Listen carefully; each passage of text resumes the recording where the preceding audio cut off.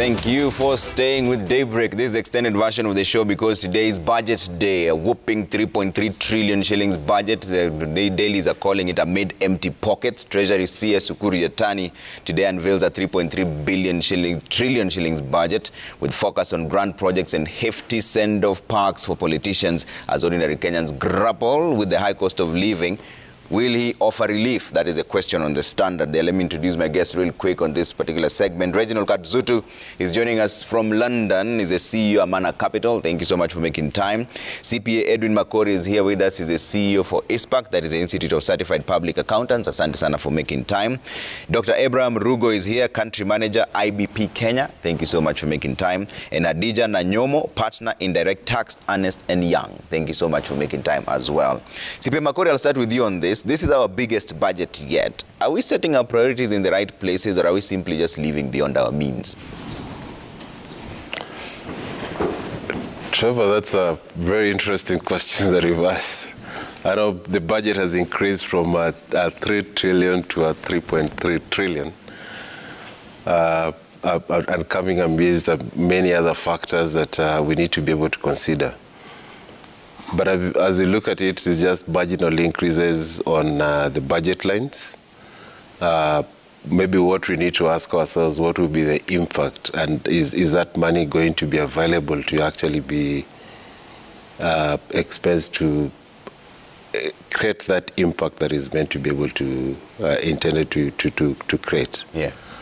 So we might talk about if we are allocating money. I mean, there are many issues. We're just looking at our Big Four agenda, where most of the reductions have happened, even in agriculture, by 11.6%. Maybe we're not focusing more to be able to ensure that we have that concluded.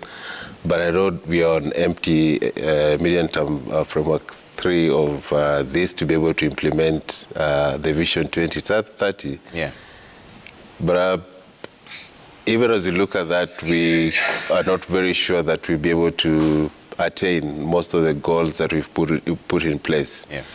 And being an election year, the focus will be more on elections. Yeah. And after election is actually being able to put the right structures in place for the new government, and that cuts across, because even in county governments, almost 27 county governors are leaving. Yeah. So it will just be a whole transformation of the country, and therefore it's a wait and see to be able to see whether the budget will have a complete impact. Okay. Just coming after elections. Okay. Dr. Rugo, what do you make of, should we be making a budget of 3.3 trillion with a projection of about 2.4 trillion collection in taxes? Is that practical from where you stand? It's not. It's not practical, and the reason why it's not practical is because, first of all, you have a situation where a couple of factors are playing. Yeah. So in the past, we already have missed a couple of collection targets. You know, we have missed sometimes by 200 billion, 300 billion. And right now we are saying that from the current financial year, where we set a target of revenue, basically the amount of money we will collect at about 1.9, we are shooting that by 400 billion. 400 billion is not a small amount. 400 billion coming in an election year, coming at the heel of COVID pandemic, which has affected a lot of businesses. You're seeing more businesses are closing down, people are losing their incomes, and therefore, from the point of realism, yeah, you realize that it's not necessarily that our revenue has grown. Of course, I mean, and rightly so. Yeah. The targets by KRA on revenue collection so far are on point. But the truth is that they are on point because there is a bit more digging in, yeah, as opposed to that there is more revenue available. You know, it's more efficiency gains, yeah, as opposed to that there is more revenue available. If anything, revenue is decreasing in terms of household income. And therefore, what one would have expected is that we would have seen either the budget remaining at the same level, more focus on how do we make sure that we are able to maintain, to manage the costs at the current level. And Parliament had initially, in a good sense, the committee had said, why don't we cut our deficit by 50%? How things ended up changing. But we are saying all this, and yet we have not seen the finance bill. So we don't know what it contains. But the truth of the matter is that this is a budget that is going to just meet our must obligations and not necessarily improve service delivery. What I mean a must obligation is that a huge chunk of the money we expect for this budget is going to paying debt. Okay. You know, paying debt and pensions and constitutional offices is now the highest, is the largest budget item. You know, it's more than education, it's more than healthcare, it's more than all these other things. And therefore, there is a bit of realism that is lacking, in my opinion. But and I think it's also important to ask, whose budget is it? Okay. Is it a can just being kicked down the street? Because it is not going to. It's not a budget of the current government. It is a budget of the next government. You know, and therefore, almost somebody wants to start pitting whoever becomes the next president and the next head of treasury, because you're already being, you know, a can is being kicked down your street, and it's you to figure out how you're going to basically, But I think there's a bit of realism that could have been injected in this current situation. So we're not realistic at all? I don't think we are being realistic. Okay. Adija, do you agree with that statement? Are we being realistic with this budget?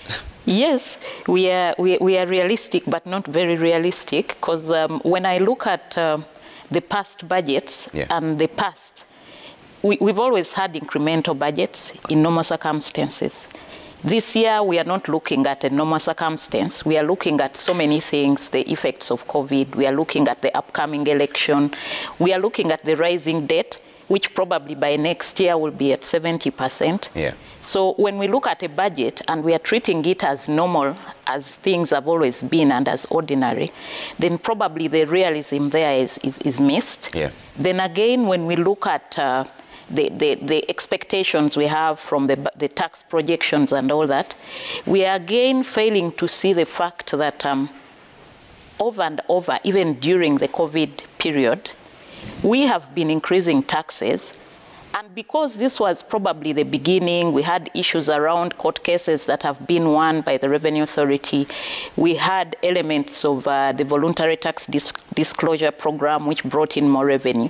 I think that has excited all of us and made us believe that we can collect more from a cow that we have milked, or a stone that we are continuing to milk, and therefore continuing to imagine that we are actually going to collect more revenue and fund that little bit of the budget that may necessarily not be very, very realistic.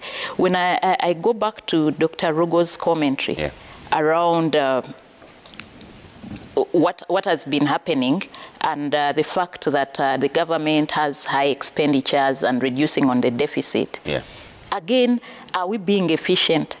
Because there's the realism around what we can get out of the 3.3 trillion, but there's also considering the fact that if we get it and it's not enough, are we expecting that the upcoming government in the new year is going to probably get supplemental budgets? And if they are there, are we now going to really shoot the debt burden higher, even beyond the expected 72%? So it's a mixed bag of issues to look at. And ideally, we could all be sitting here wasting a lot of our time. And at a certain point X, we need to go back to the drawing board and change totally everything to get to the reality. Okay. Thank you. Reginald, let me bring you in on this conversation now. The budget has increased because last year it was 3.1, now it is 3.3 trillion. At a time when we're dealing with the effects of COVID-19, a transition government, is it realistic to have a massive budget like the one we have right now? Trevor, no, it is not realistic. And as I've mentioned before, I believe our budget it's aimless. We really don't know what it's trying to achieve. And the reason it's so is because I think our fiscal policy, so both the budget and the finance bill in Kenya, are created or made in an environment where they do not take the structure of the economy into place. Because a budget and your taxation measures, which is your finance bill, have to have a purpose. What are you trying to stimulate? What are you trying to change? What are you trying to achieve within the framework of how the Kenyan economy works? So whether you're using a Mondo-Fleming model, whether you're using disequilibrium models, any action by the government has an impact on the economy. And that is something that we never see coming out, as in what are they trying to achieve with fiscal policy, apart from just documenting numbers for them to spend. And that's why I say it is aimless, because no one actually knows, and I believe in Treasury also, they do not know that if we increase this tax, what are the ripple effects, what are we trying to achieve? If we spend or increase government expenditure at the cost of private demand, what are we trying to achieve? I think all that is normally not put into place. Second, as we are in an election year, not that they realized this year that this year is an election year, they knew this from July last year. I'm still surprised that up to today we do not have a finance bill, because if they are targeting 2.1 trillion in ordinary revenue, and if you look at 2021, income revenue or tax collected from income, profit, and capital gains actually reduced vis-a-vis, or they missed the target that they had set for 2021. VAT increased, excess duty increased, and all that one, they surpassed their targets in those areas. So my question comes in the finance bill is where the real demons will come out, because if the economy is not doing well, which it is not doing well, I don't expect them to generate much from income, from taxes from income, profit, and capital gains. That means most probably if they're going to try and meet this 2.1 trillion ordinary revenue target, they are most probably going to do it from VAT, excess duty, and other taxes, which means cost of living will most probably go high. And thirdly, I agree when people say it's not realistic, because this budget making process, by the time we are reaching January, February, and you know who's running for president, they should start now sitting with those people, seeing how they can make a budget that if either or whatever person wins, they have enough wiggle room to actually start implementing what they need to implement. And finally, which brings me to the point where I say we need to institutionalize our economy, so to speak. So what do I mean by that? There are certain things, just like the county revenue is in the constitution, it's 15%. No government can change that when they come in. They have to pay the 15%. We need to have priority sectors like education, like agriculture, that need to have standard percentages that go to them, no matter who is in government. Agriculture, I think it's normally agreed around 10-15% at the Maputo Declaration. Education also has a certain percentage. If those things are also institutionalized, then a government can do whatever they want to do, but at least we know that the key sectors of the economy, education, agriculture, and now there's this county demon, which I don't believe that should be getting money from national. If we institutionalize that, you realize our budget making process becomes easier. We start seeing the priorities of any government, because there are certain areas that will be ring-fenced and protected.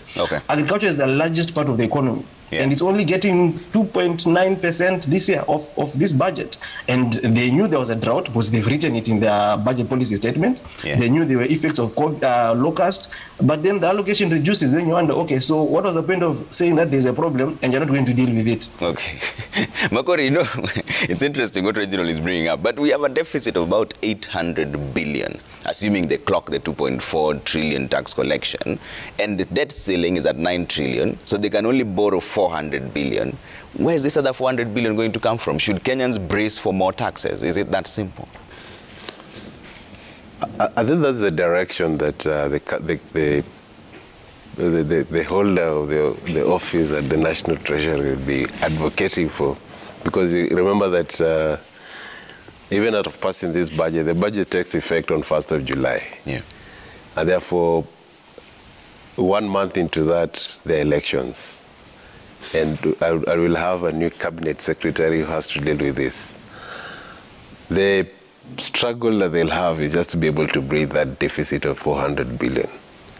And that will mean that either we have more taxes, or the already taxed will be taxed more to be able to meet that budget of 400 billion. Or the other alternative is just to be able to borrow and increase the debt ceiling from beyond the current 9 trillion to the discussions that have been in Parliament to increase it to 12 trillion shillings. Yeah. Will actually materialize in the next to the 12th Parliament. Yeah. As an accountant, how would you balance our books, looking at what we are dealing with right now? How would you balance this?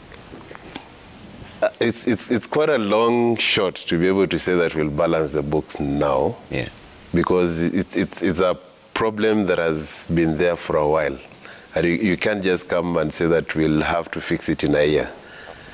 Because the debt problem is something that we'll have to deal with for the longest time. Yeah. Maybe what we need to be able to ask ourselves is, can we be able to restructure the debt so that we have long-term debt that has lower interest rates, that then reduces the burden on the taxpayer to be able to pay that debt on a continuous basis. Yeah. And with that, then it means that as we structure this, then any new borrowing that we have to make must be targeted to certain development expenditure that is going to spur the economy maybe in 1 or 2 years' time, or even immediately, so that we don't just start projects and invest in them without actually being able to have an impact of that particular project to the economy. Yeah. And that is the only way we are going to be able to turn around. So in terms of balancing, it's quite going to not be easy, because 64% of the budget is going to recurrent expenditure.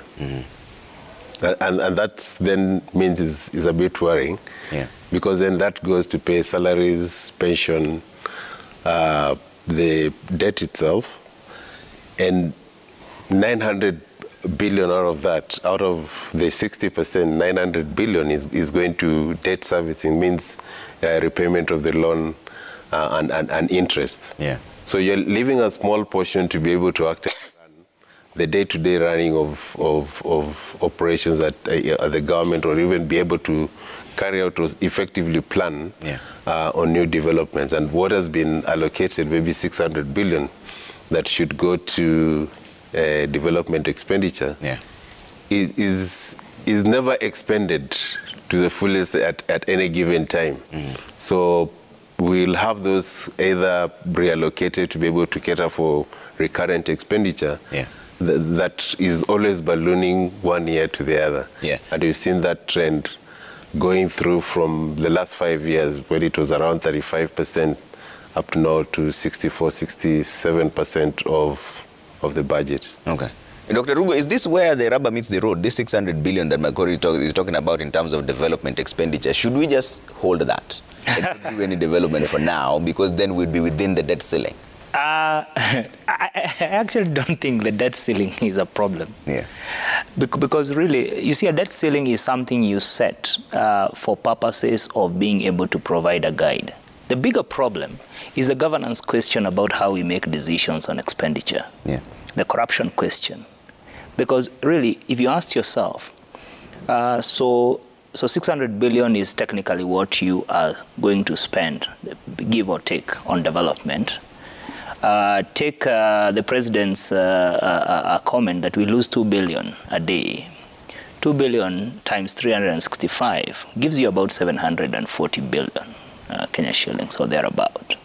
So what technically we are saying, that we lose more than we are spending on development. And therefore, there you are not dealing with per se a technical numbers problem. We can throw the percentages we have around. But basically what you're dealing with is that you here, right in the middle here, you have a governance problem. Reginald has just spoken to it, about a development framework, or a development framework for the country that you are not clear on where it is going. So for instance, when we say we are going to spend money on we are reducing on agriculture, are we increasing on manufacturing? When you say that you are going to ensure that you provide more support for 80% of employment is in the informal sector, is with micro and small enterprises. The credit guarantee scheme, are you going to put in more money? Are you going to make it more efficient so that people can be able, because So on one hand, you say MSMEs, agriculture is the backbone of the economy. Of course, that is debatable because I think we should be moving to manufacturing, which has still continued to perform very little. Then on the other hand, you are still encouraging a lot of importation of the same goods that you can produce here. You are not providing, you are competing for credit with, with the barber shop and government, both going to borrow from Equity Bank and from any other financial institution. Who gets the money? So we are dealing at the core of it. Yeah. We are basically dealing with a governance problem. Why do I say? I mean, in the last 6-7 years, even when revenue performance, in other words, what we need to collect, has not been achieved, the deficit has gone up instead of going down. I mean, technically, I mean, if you were going to, you earn a salary of 100 shillings, and you are going to spend 130 shillings, if you end up your salary is cut to 80 shillings, which means then you have 70 bob to worry about, one would expect that you reduce your expenses and say, I had not even anticipated these 20 extra shillings. Yeah. But what has happened is that instead, and we have the numbers here, some growing as high as 76%, the deficit within the year, the numbers are adjusted up. In other words, the expenditure is not respecting in any way the revenues. The revenues so what happens? You borrow more. Yeah. And you borrow more and you borrow more. But in the medium term, I think we are dealing with a bigger problem because the situation we have put ourselves, and I say this because it's our leaders who have put us in this kind of a situation, and we are responsible for it. Debt is future tax. In the medium term, we are going to have to pay through our nose for the following reasons. I mean, Makori has talked about debt restructuring. The reality is that debt restructuring will happen more in the cases of concessionary loans, bilateral loans with countries and all that. It's not likely to happen with commercial loans.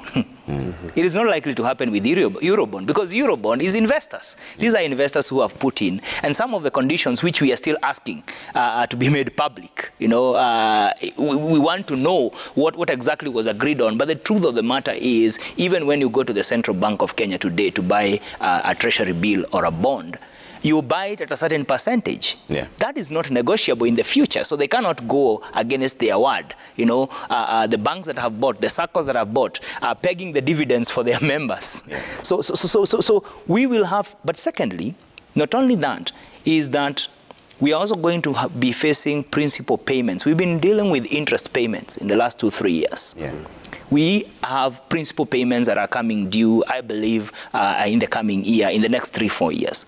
Thirdly, pensions. I think we rarely talk about this conversation seriously. We have a huge challenge with pensions because the bulk of the civil servants that had just been employed prior to 1990 or thereabout when the structural adjustment programs were put in place, and then their retirement age was increased from 55 to 60, I are retiring. In fact, I've started retiring from the year 2020 to 22. So in other words, the pension already fund has expanded threefold in the last 4-5 years. You expect that to actually balloon even further, and that is a must pay kind of. So I think the options are not as easy as saying let's cut, because you cannot cut education expenses. Where do the children go? You know, you cannot, and that's why I'm saying that we need to fix the governance problem of saying, how can we be more efficient with the resources we are collecting? How can we make sure that Kenyans see value for the money they are putting in as taxes? Because it's only that then you even have people willing to pay tax. Yeah. But if I have to pay tax and still provide for myself, then why not just provide? So I think those are the options that we really have to deal with, you know, addressing the governance question, as opposed to just a numbers issue. Okay. Adija, can Kenyans take on any more taxes at this point? What is the solution here? Tax the few that you already have slightly higher, the richer people to pay more tax, or are you going to expand the tax bracket and capture more people?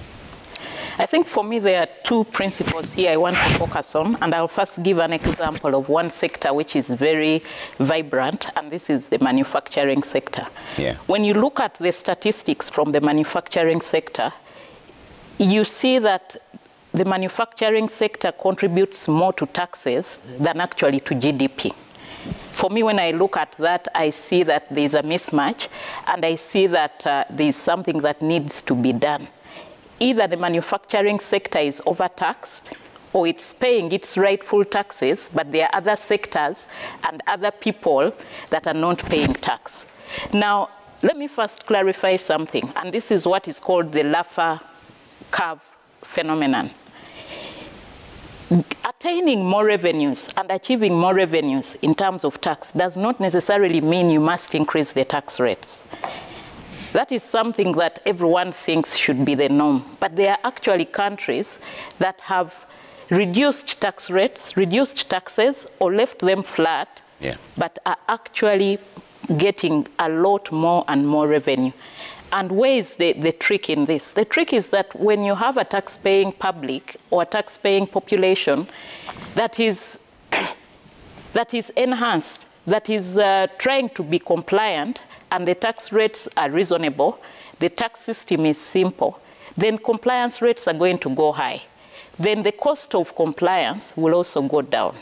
So as the government has over the years tried to raise taxes in an effort to raise revenue, and this has failed, I believe it's high time to now look at either leaving the taxes constant and putting systems in place to see how the informal sector, those who are not in the tax bracket, can get in, or to try and even look at reducing those existing taxes or removing them.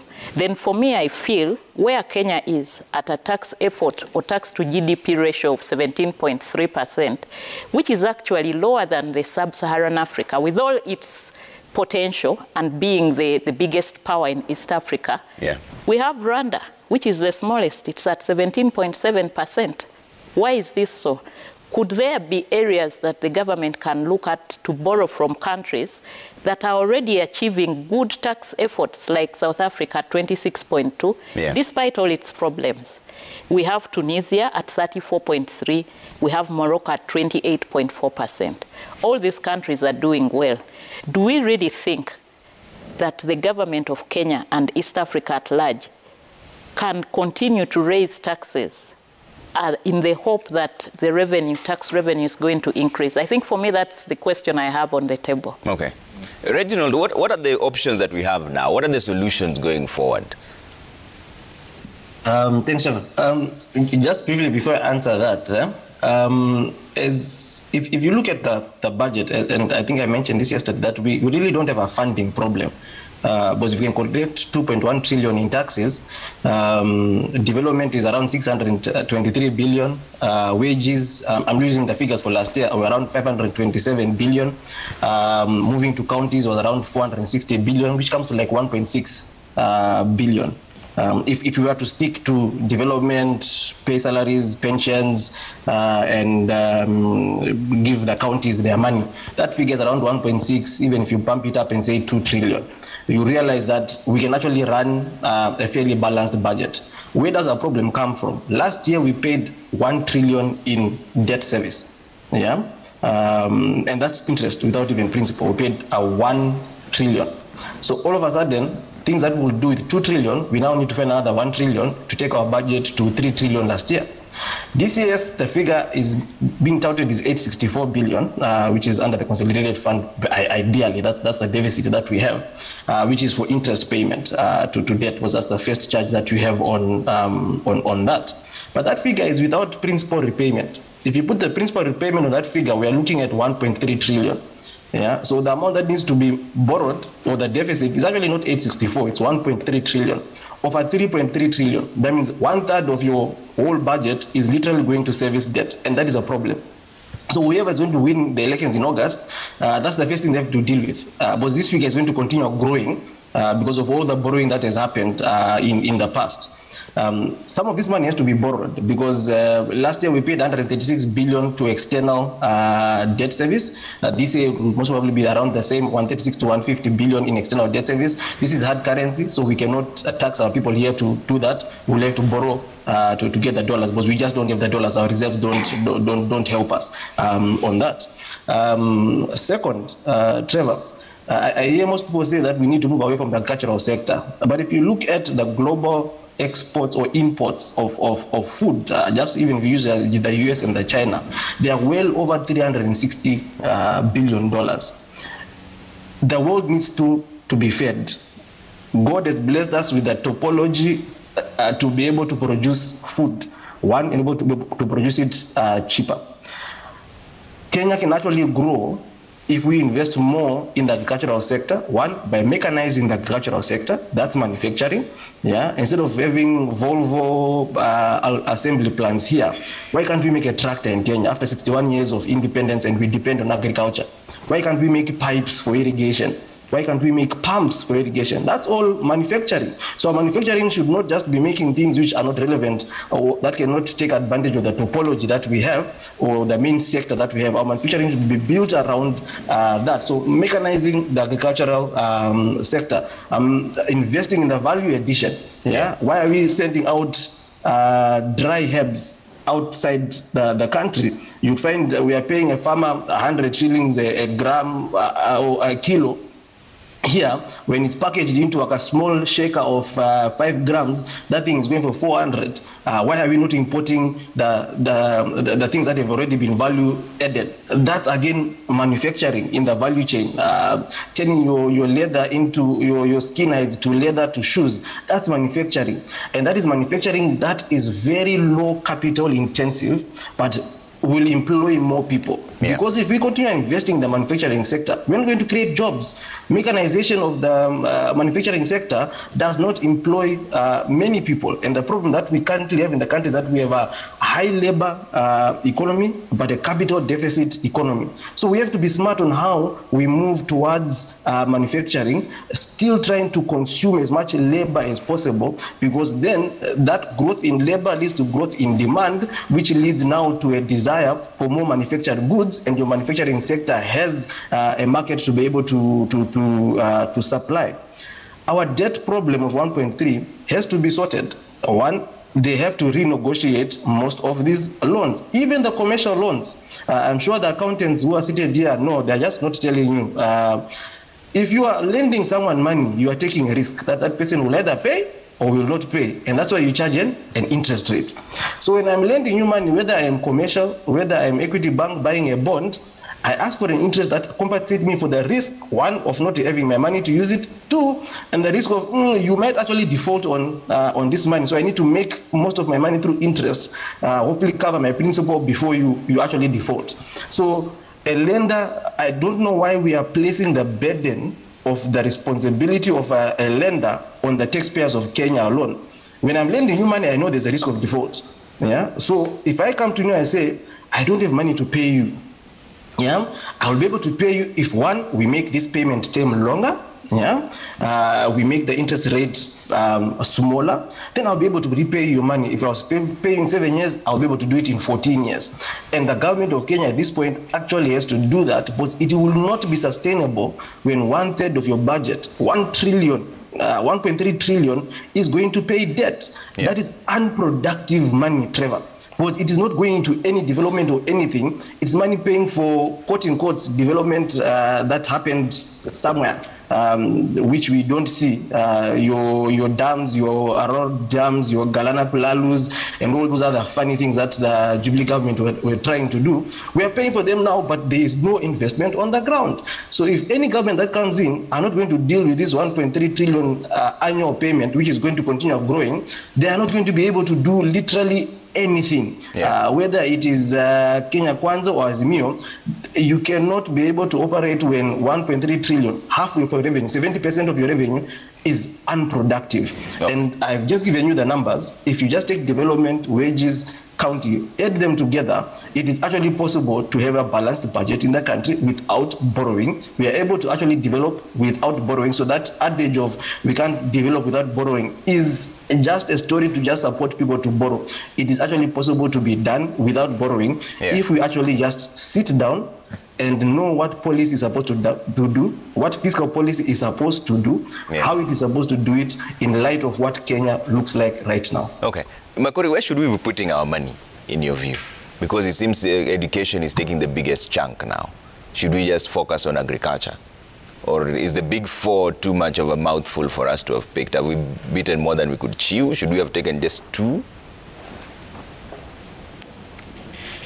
I think priorities will always shift and change at any given time. Yeah. But looking at it from a country perspective, I think education is key. For any country to be able to prosper, education is going to be key. Yeah.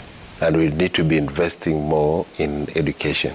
In fact, we have fallen short, even if you look at the budget. The CBC program required an 8 billion shilling to be able to have it effective.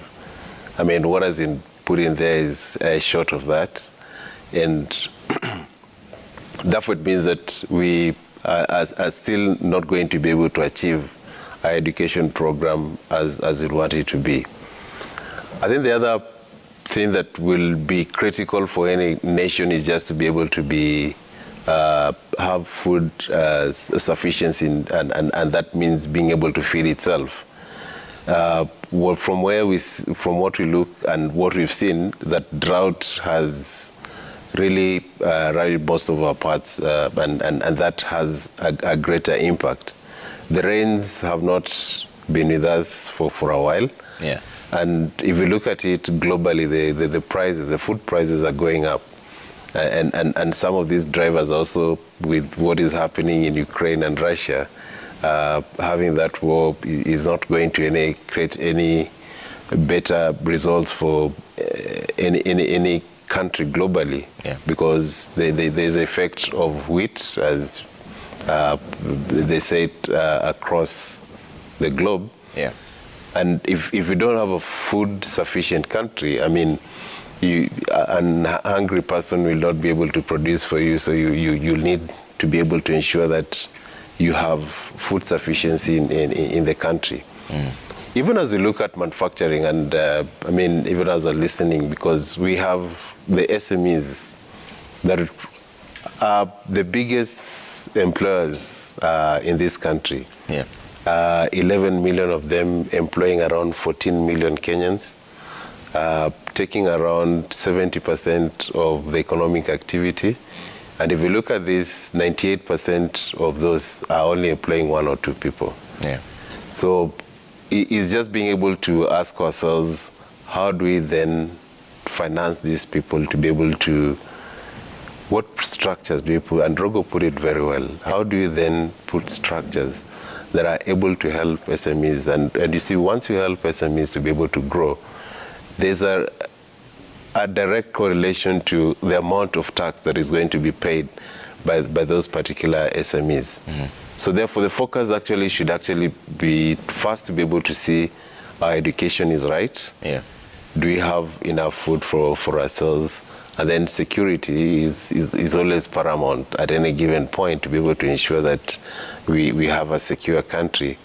And lastly, being able to look at how then do we support the upcoming small and medium enterprises to be able to grow. Okay. And that's what we'll be able to support in a given economy. All right. Dr. Ruga, where should we be putting our money? Thanks. Yeah, over and above, of course, renegotiating and sorting our debts, I think there's a space to be able, first of all, to make sure that every coin that we have borrowed, because that's where the bigger problem is, every coin is spent efficiently. Issues where we are spending far much more than what we are gaining, I think. But allow me to say, I think we should be putting our money in a couple of spaces. One, these are areas that basically eat into household incomes. Household incomes in this country are eaten largely by 3 costs: energy, housing, and health. Families and households have gone into poverty because of particularly health costs. The sickness of one member in the family, whether you think about the home care they need, and therefore it means other people are not participating in in productive activity as they take care of that person. Yeah. Whether you think about the cost of going to hospital and basically accessing health care and the amount of money they have to spend, basically just pushes and what that does is that it eats into how much those households can be able to participate in the in productive activity, but also how much they can be able to increase the savings, which basically adds to our national savings as a like. Housing. the cost of housing is critical because it has to do with the quality of life, and housing there you are connecting water, issues around infrastructure, in homesteads, issues around education of children, because where they live also matters in terms of the kind of education. Yeah. But energy costs, I think for me, is central. Now, in energy costs, I think the investments has to be, first of all, from a governance perspective, because we are a country that has been blessed with water, has been blessed with gas, and has been blessed with light, with the sunlight. Going green should be one of the easiest things. And you've seen the backlash, for instance, when people wanted to move to solar energy, with KPLC wanting to make sure they are charged and all that, so that then you are not incentivizing cheaper energy. We are losing energy that we are producing from wind power. We are losing energy that we are producing from geothermal wells that we have dug, simply because we still have to survive on very expensive energy costs. And once you reduce the cost of energy, it has an implication into how much agriculture activity you can be able to produce. It has an implication in manufacturing costs. It has an implication on education, because now we are talking of our children being able to participate in global learning, through technology and all that. That's a factor of energy. A lot of schools don't have electricity, and even if you get the computers, you still don't have. So for me, I think energy, housing, and healthcare, I think, are going to be critical areas to invest in. Yeah. But having said that, I think it is important for us to see this from a point of what brings incomes to homes. Because unless you address the question of incomes, you then have to survive on cash transfers. Yeah. Which then become, basically a space where a lot of people are relying on money that does not exist. All the economies that we look at and we say, they have a very good social welfare system and all that, they also have a very huge productive economy. Yeah. I think for me is starting to say that we are going to incentivize local production. Buy Kenya, build Kenya is a great mantra, but it has to be effected in practice. Yeah. Whether you think about why should we import maize when maize is getting spoiled in granaries? Why should we import beans? When we have, why should we import fruits when we just had a whole season of mango season? We are now moving to the next season. So I think, and as Reginald was saying, these are not investments that are expensive per se. They just need to be prioritized. They just need to be efficient in how we are doing them. But more importantly, they need to be at the center. And that, I think, is critical even for the different political, because we are discussing this budget at a time when campaigns are hot and heating up and all that. These are the things that, the kind of policies you need to be hearing, not how much money I will give to you. From where? Politicians are going around saying we will give you so much money. Yeah. But what people need is not being given money, is being facilitated to be able to participate in that. Otherwise, then now what that does is that it makes government to continue to being a monopoly in the economy, the greatest participant in the economy, trying to get taxes from people, from money that basically people don't have. And then when you have shocks like what has happened with COVID, what is currently happening with the fuel situation, you have families going hungry. And our numbers are showing that actually poverty rates, the last two reports that have been produced by KIPRA and by Kenya National Bureau of Statistics, show actually poverty rates are going up. And this is by looking at the whole totality of people who are able to afford a meaningful life. Yeah. From food, to education, to others. So for me, I think those are the investments, but I must emphasize that what we are dealing with is a governance leadership problem. Okay. That needs to prioritize what matters. And we know these things. So it's a matter of making sure they get actualized. Thanks. Hadija, where would you put our money if you're the one dealing with this budget? I think for me, I would look at those sectors that have potential to propel the economy and put the money in the challenges that those sectors are facing. Edwin mentioned education. But again, if we look back and reflect back, the unemployment rate is still high. Even those who are already educated, they are not employed. We are at 6.6% in 2021. How do we ensure that people are employed so that they can be able to get dispensable income, which can be taxed, and then there is more money to government, and also put their efforts into productive efforts and work propel the economy forward. So for me, to improve and ensure that the employment rates go high, we need to look into the sectors that employ more people, sectors like agriculture, sectors like manufacturing. But again, we need to be careful about governance. I know the agriculture, manufacturing are part of the big four, but again, we haven't achieved much. There are governance issues there. The funding, is it the correct amount that is going into them? So for me, I believe once we look at those sectors that have the potential to grow the economy, we can put the higher allocations there so that we achieve the end goal, which is a better future for everyone. Okay. So I'll single out just education, agriculture, and manufacturing. Okay. Reginald? Trevor, if I could just add something on education. Yeah. I think it is time for us to know that education is not CBC. Education is skills training. Yeah. A lot of the countries that have developed have not just focused on numeracy and literacy. They have asked themselves, when somebody has gotten to a certain level of education, are we going to train for the kind of productive sectors we are talking about? What does somebody who can be a productive person within a manufacturing sector require?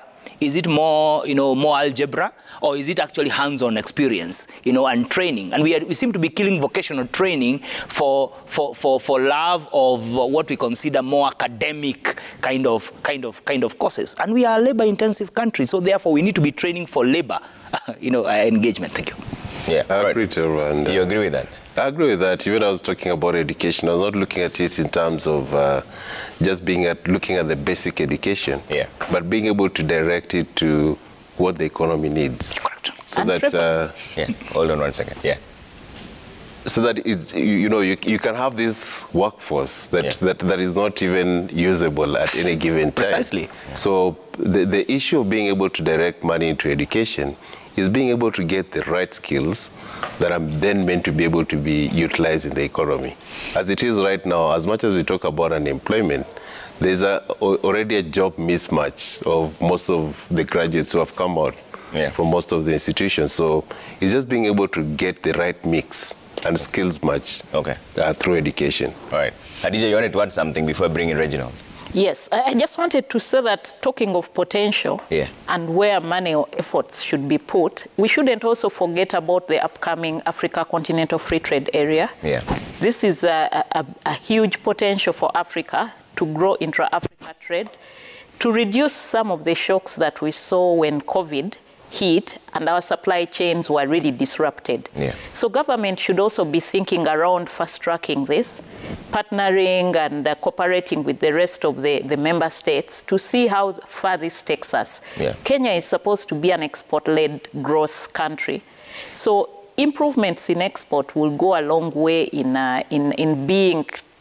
tapping the Africa Continental Free Trade Area. Okay. So I think that's also an area to seriously look at. All right. Reginald, where would you put our money if you're restructuring this budget? Before I take closing remarks from all of you here in the studio.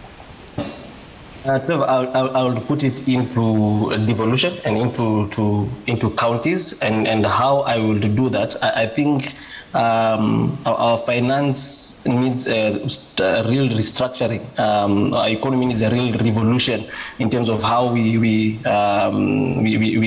do it. So I will put more money into devolution and not money from central government. I believe if we are going to see devolution work and see counties actually grow, create employment where people are, so that we don't have people migrating to Nairobi and creating other problems that which take money from the government, is the revenue generated in a county, the VAT, the excess duty, land rates, business permits, and all that stuff should remain in that county. And the national government should operate on income from profits and all those other stuff, and one that comes from imports and exports. If you do that, and which is a radical surgery, if you then do that, one, the governors and the people in the counties now start need to develop in their counties to attract businesses so that they can be able to generate revenue. Then what the national government can do is now, for counties which are so way behind maybe your northern counties, your Manderas and stuff like that, then those ones can have something from national government if they cannot be merged into a county that is actually be able to generate revenue. If we're able to do that, I think we'll start seeing employment increasing, because then economy becomes local. Not decided somewhere in Nairobi. The people in Kakamega will know what needs to be done in the economy for Kakamega, and money will start going into the right areas that actually employ people. And we will also sort out the education issue, because now in schools, people know that when I grow up, I want to work in this place, so I need this school. But this thing of churning out philosophers, anthropologists, married with accountants, and all that in the economy, we will end up with unemployment, and the economy doesn't grow because we don't have the skill set even for the manufacturing that we want to do. Okay. Reginald, let me start with you on the closing remarks here as you wind up on this conversation. Should Wanjiku expect any relief? Wanjiku should just wait for a new government. Okay. Hadija, should Wanjiku expect any relief? As you make your closing remarks as well. My wish is the status quo should remain, but I think that's a wide dream for me. But I would wish that we settle with what we already have and put structures in place to continue with the taxes that were already set. Okay. Dr. Rugo? I'm not too sure there is relief coming, but relief can come by, first of all, of course, ensuring that we have the right leadership in place. Relief can come by making sure that there is a cost to misuse and mismanagement of public funds, because right now there seems to be no cost. You can do whatever you want to do, and people need to be held liable for their actions. That's the only way. That's the relief that we can get, because as we are saying, really, it's not that we don't have the money. We have the money, but this money is not going to do what it's supposed to do. How do we make sure there has to be a cost, and on the other hand, there needs to be proper leadership that gives direction to the country? All right. CP Makori, should they expect any relief? I think just starting to what Rogo said, and we also need to be realistic. Yeah. The effects of COVID-19 have not fully been felt. So we are actually starting to feel that now. Yeah. And even as we are in it, we are seeing new variants coming up, like the BA.2 in other jurisdictions. So we just have to see how do we monitor that so that we contain that and have more vaccinations in the country. Even as they say that, Ukraine-Russia war has its own impact on fuel prices. And that will definitely trickle to all of us. And it has an effect on rising prices. You've seen what has happened in the US. Inflation has gone to 7.9% up. We at 6.5. We expect that to even grow higher. So therefore it means that it will have a hit on the common man. Okay. As government is able to repay the debt, I mean, that is not going to be repaid from a vacuum. Taxes have to be raised. We are the people to be able to raise those taxes, to be able to facilitate the repayment of both interest and the principal. All right. Some of the concessions that were given on the loans from 2020 are coming to take shape from late this year. And therefore it means that there is going to be a higher burden on us now to be able to repay the interest and the principal. So we need to just embrace ourselves. Okay. Brace for impact. All right, ladies and gentlemen, that's where we leave it for now. CPA Edwin Makori is the CEO, ISPAC, Reginald Kazutu, CEO, Amana Capital, and Dr. Abraham Rugo, Country Manager, IBP Kenya, and Adija Nanyomo, Partner, Indirect Tax, Ernst & Young. Thank you so much for making time this morning. This is a conversation that will still continue even in our sessions going on from here. SEMA 2022 will continue with the budget conversation, and we'll also bring it live to you as soon as it kicks off in Parliament, and also have a post-analysis the next day. You have to keep it citizen to know everything there is to be, whether there's a relief for you as Wanjiku or not. All right? Bye for now.